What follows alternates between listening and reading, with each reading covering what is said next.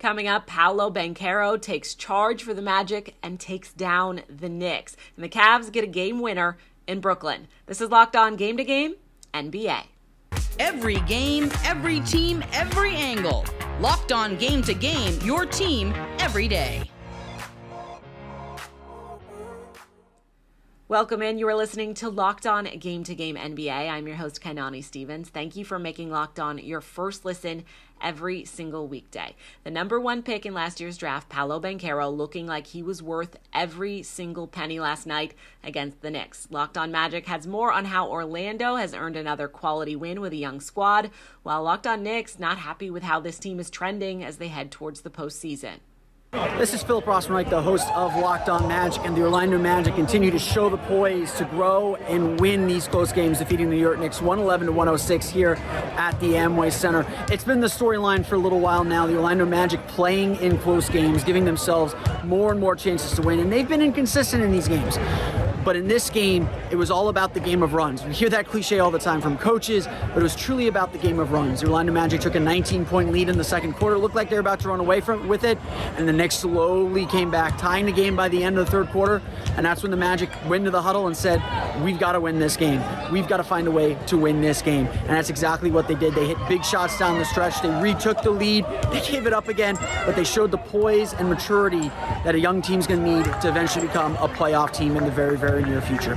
The Orlando Magic have their first win streak since early February, hard to believe, but another big moment of growth for a young Orlando Magic squad. The New York Knicks lose 111-106 to the Orlando Magic on the road, and this pushes the Knicks losing streak to 3 games in a row.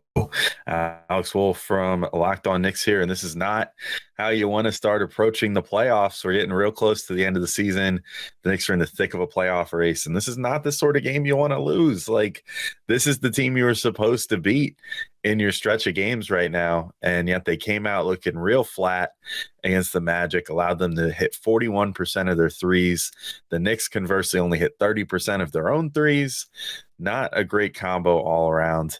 And hopefully we start seeing some better play out of these guys, because it's starting to seem like there's a formula where teams are figuring out how to shoot a lot more open threes on them. So hopefully the Knicks make some adjustments, start getting ready for the playoffs soon. It's a little bit hard to tell if the Cavs willed themselves to a win last night or if the Nets lost it for themselves. Locked On Cavs and Locked On Nets have all of the details on a back-and-forth affair in Brooklyn. What's going on, guys? Evan Damerow here, co-host of Locked On Cavs, checking in from Brooklyn, New York after the Cleveland Cavaliers' dramatic Thursday night win over the Brooklyn Nets. Well, Isaac Okoro is now 1-for-1 professionally in his NBA career, hitting game winners. And according to JB Bickerstaff and his entire team, this is a confidence and belief the team has in Okoro. And the fact that they trust him enough to hit those game-winning shots like that in such a big moment when the playoffs are on the line speaks volumes about how this team is continuously growing up in real time and are becoming more and more of a force to be reckoned with as time goes on in the Eastern Conference. Hear about this and more on Friday's Locked On Cavs, as my co-host Chris Manning is joined by 92.3 The Fans, Spencer German.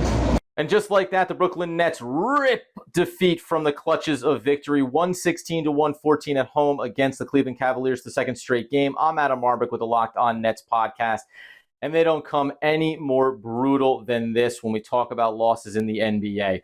Yes, there were turnovers down the stretch. There was a front rim free throw from Donovan Mitchell that led to an offensive rebound that ultimately the dagger triple from Okoro with 0.7 seconds. But all along the way, man, it just felt like Mikal Bridges, Spencer Dinwiddie, and maybe one of the best games of his career were going to find a way to reinvigorate hope for the Brooklyn Nets down the stretch, trying to avoid the play-in.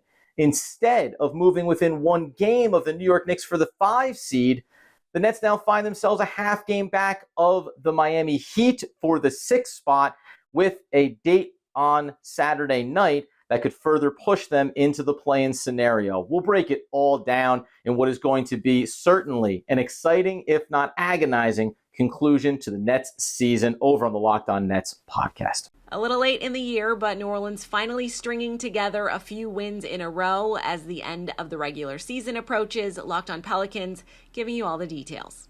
It's a bit late in the season, but have the Pelicans finally figured some things out? I'm Jake Madison, host of Locked On Pelicans. That's 3 in a row for the New Orleans Pelicans, and they might have finally figured out what to do on offense without Zion Williamson. And it's pretty simple.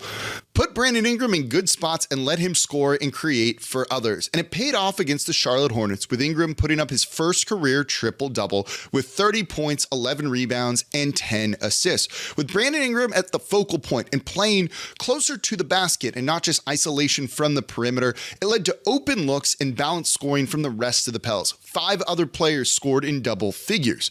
But while maybe they figured some things out on this 3-game winning streak, it's come against teams that are looking to lose and to tank. The Rockets, the Spurs, the Hornets. If the Pelicans want to get into the postseason, into the playoffs, they're going to have to do this consistently on a tough upcoming 4-game road trip. That's a wrap for this edition of Locked On Game to Game NBA. Thank you for making Locked On your first listen every weekday. Make sure you're subscribed to Locked On NBA and your favorite team's Locked On podcast on YouTube and wherever else you get your podcasts from.